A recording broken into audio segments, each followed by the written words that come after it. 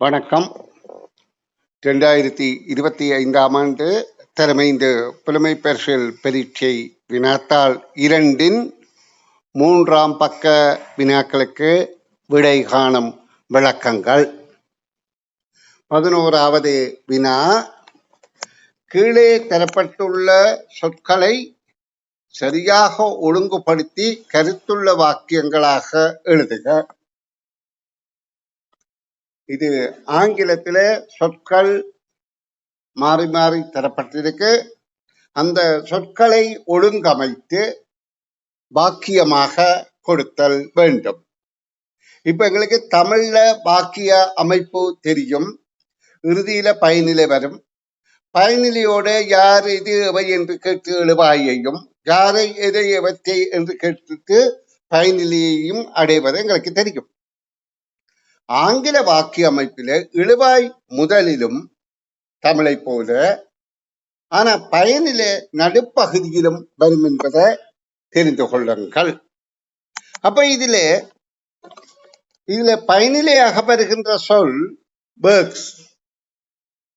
அப்ப இதுல முதலாவது farmer works in the paddy field என அமையும்.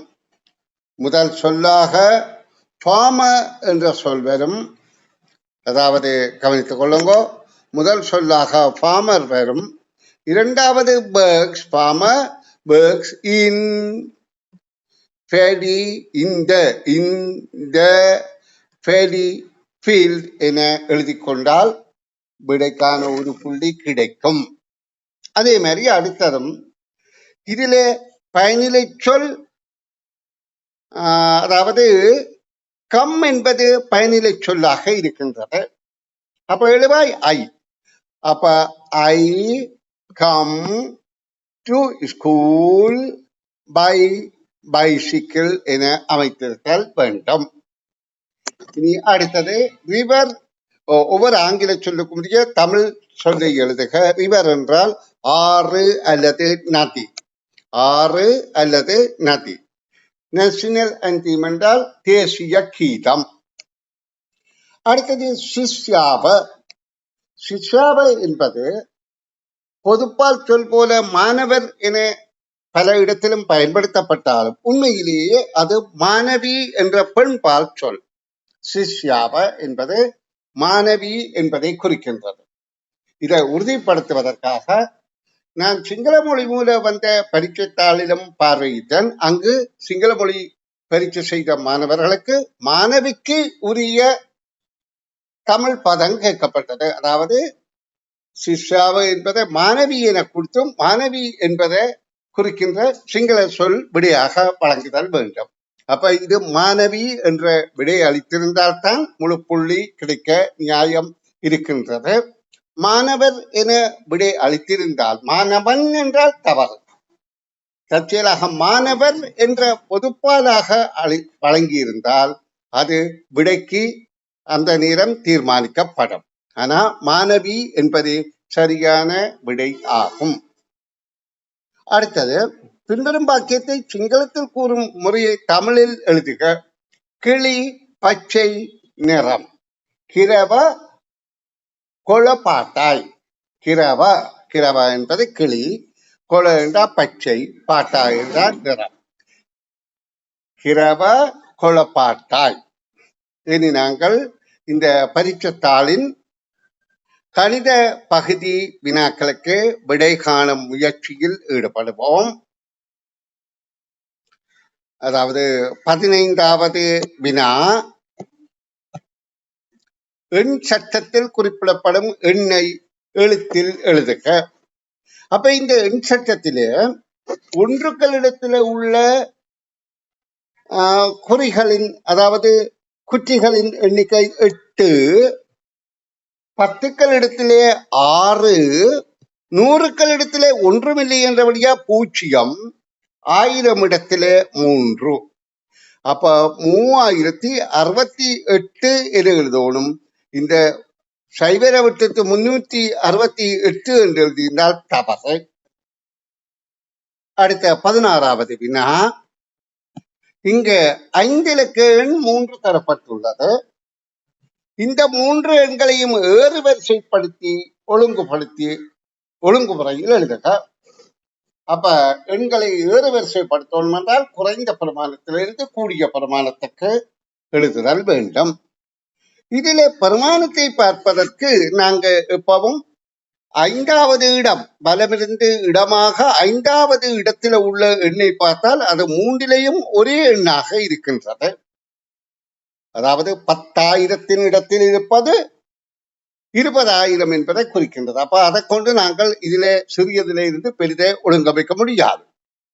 இனி 4வது இடத்தை பார்த்தால் 1000, அது 3மே ஒரே எண்ணாக இருக்கின்றது. அப்ப இப்ப நாங்க 3வது இடத்தில் 100க்கள் இடத்தில் உள்ள எண்ணை கொண்டுதான் சிறிதிலிருந்து பெரிதை ஒழுங்கமைக்க வேண்டும். மற்ற எண்ணை பற்றி நாங்க கவலைப்பட தேவையில்லை. அடுத்தது எப்படியும் இருக்கலாம். அப்ப இதுல வர சிறிய எண் 3, அடுத்தது 5, அதாவது 100க்கள் இடத்தை, பிற 100க்கள் இடத்தை 7. அப்ப 3 வருவது 24,375. 5 வருவது 24,537. 7 வருவது 24,735. இது ஒரே வகை 5 இலக்கங்களை மாற்றி மாற்றி அமைத்து 5 இலக்க எண் ஆக்கப்பட்டுள்ளது. இனி நாங்கள் 17வது வினாவுக்கு விடை காணும் முயற்சியில் ஈடுபடுவோம். 0.7 10 பங்காக எழுதுக. இப்ப எங்களுக்கு தெரியும் எண் சட்டத்திலே இது முழு எண்கள். இதுக்கு பிறகு எண் சட்டம் இருக்குமாயிருந்தால் இதுதான் 10ல் 1க்கள், அடுத்தது 100ல் 1க்கள் என்ற பின்னங்களாக இருக்கின்றது. அப்ப இந்த 10ல் 1ல 7 காய்கள் இருந்தால் அது தசம் 7 என்பதை குறிக்கின்றது. தசம் 7. அப்ப 10ன் மேல் 7 என்பது அதற்குரிய பின்னம் ஆகும். அதாவது இதுல 10ன் பங்காக எழுதுக. 10ன் பங்கு என்றால் 10ல் 7 பங்கு என்பது ஆகும். இனி நாங்க 18வது கேள்விக்கு விடை காண்போம். இந்த கேள்வி அவதானிங்கோ. இந்த கட்டத்தினுள் உள்ள இலக்கங்களினால் உருவாக்கக்கூடிய 4 இலக்கங்களை கொண்ட சிறிய எண்ணுக்கும் பெரிய எண்ணுக்கும் இடையே உள்ள வித்தியாசம் யாது? இப்ப 4 இலக்க எண்ணாக இருக்க வேண்டும். அதுல சிறிய எண்ணும் பெரிய எண்ணும் காணுதல் வேண்டும். பெரிய எண் என்றால் எங்களுக்கு தெரியும் இறங்கு வரிசையில அது எழுதுவோமாக இருந்தால் 7, 6, 4, 0. சிறிய எண் என்றால் அதை ஏறு வரிசையில் எழுத முற்படுகின்ற போது இந்த 1000 இடத்திலே 0 போடலாமா என்றால் அது தவறு. ஏன் 0 போட்டால் அடுத்த 3 இலக்கங்களும் தான் பெருமானம் என்றால் அது 3 இலக்க எண்ணாகிடும். ஆனா இங்கே கேட்கப்படுது 4 இலக்கம் என்று கேட்கப்பட்டபடியால் இந்த 0 இங்கே இடுவது தவறு. அப்ப நாங்க 0 குறைந்த பெருமானத்தை காட்டுவதற்காக 100க்கள் எடுத்து 0 போட்டுவிட்டு, அதாவது இதுல குறைந்த இருந்து வரைக்க 4,067 என கழித்தல் வேண்டும். 4,067 தான் கழிக்க வேண்டும். கழித்தால் விடை 3,573. 3,573 என 3,573 என்று வரும்.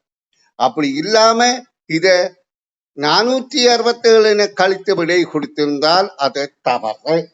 இது எண் விளக்கத்தின் போது பாடத்திட்டத்தில் கற்றிருப்பீர்கள். இனி அடுத்த எண்கோலத்துக்கு போவோம். இந்த 19வது வினா. இந்த எண்கோலத்துக்கு அடுத்து வரும் 2 எண்களை எழுதுக. அப்ப இது 1/3 மடங்கு, 3/3 மடங்கு, 9/3 மடங்கு. அப்ப 27/3 மடங்கு 81. அப்ப 81. 81/3 மடங்கு 243. இதை மனக்கழிப்பாக எப்படி பார்க்கிறது? 27 3 என்றால் நாங்கள் 25 படி பார்த்தால் 75. 75 6 கூட்டினா 81. இந்த 81 3 மடங்கு ஆக்குறது என்றால் 80 3 மடங்காக்கினால் 240 3 24 240. பிறகு நாங்க இந்த 1 3 ஆக்கினா 243. அப்ப 81 243 என்ற இரு எண்களும் விடையாக அமையும். இனி நான் அடுத்த வினாவுக்கு போவோம். 20வது வினா. 20வது வினா, இங்க 2 பாத்திரங்கள்ல உருவில் உள்ள பாத்திரம் ஏயில் 1 லிட்டர் நீரும் பியில் 500 மில்லி லிட்டர் நீரும் உள்ளன. 2 பாத்திரங்களின் நீரின் அளவு சமமானதாக இருப்பதற்கு பாத்திரம் ஏயில் இருந்து பாத்திரம் பிக்கு ஊற்ற வேண்டிய நீரின் அளவு யாது? இப்ப எங்களுக்கு தெரியும் 1 லிட்டர் என்றால் 1000 மில்லி லிட்டர். அப்ப இதுல 500 இருக்கின்றது, அடுத்ததுல 1000 இருக்கின்றது. இது எங்களுக்கு இத 1000 மில்லி லிட்டர் என சொல்லலாம். இது 500 மில்லி லிட்டர். இப்ப ரெண்டும் சமனாக வேண்டுமாக இருந்தால் நாங்கள் இது ரெண்டையும் கூட்டினால் 1500 கூட்டுறோம். 1500 அரைவாசி தான் சமனாவதற்குரிய எண். அப்ப 750. இப்ப 500 750 ஆகணும் என்றால் எவ்வளவு தேவை? 750 தேவை. 750 ml. 1000 750 ஆகணும் என்றால் 250 இங்கே செலுத்தல் வேண்டும். எனவே கேள்விக்கான விடை 750 மில்லி லிட்டர். அடுத்த கேள்வி, அனுராதபுரத்தில் இருந்து முற்பகல் 10 மணிக்கு பயணத்தை ஆரம்பித்த பேருந்து அதே நாள் 3:45 பிற்பகல் 3:45 யாழ்ப்பாணத்தை வந்தடைந்தது. பேருந்து அந்த பயணத்துக்காக எடுத்த நேரம் மணித்தியாலங்கள் நிமிடங்களில் எவ்வளவு என்று கேட்கப்படுகின்றது. அப்ப நாங்க இதுக்கு என்ன செய்யணும்? விட காண்றதுக்கு 10 இருந்து நண்பகல் 12 வரை உள்ள நேரத்தோட 3:45 கூட்டியும் விடை காணலாம். 10 இருந்து நண்பகல் 12 வரைக்கும் 2 மணித்தியாலம். இது 3:45, ரெண்டையும் கூட்டினால் 5 மணி 45 நிமிடங்கள். அப்படி இல்லாமல் இந்த 3:45 நியம நேரமாக மாற்றினால் 12 கூட்டினால் 15:45 இருந்து 10 கழித்தாலும் அதே விடைதான் வரும். 5:45, 5 மணி 45 நிமிடங்கள். இனி அடுத்த இறுதி வினா, இந்த பக்கத்தின் இறுதி வினா.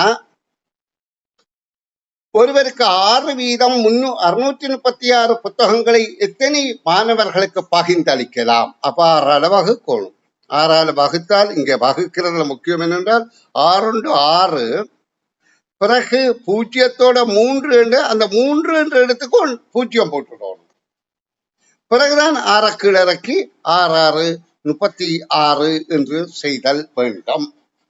அப்ப கேள்விக்கான விடை 106 என்பது ஆகும். சில பிள்ளைகள் இந்த 0 போடாம 16 என கூடி தவறாக விடையளிக்கலாம்.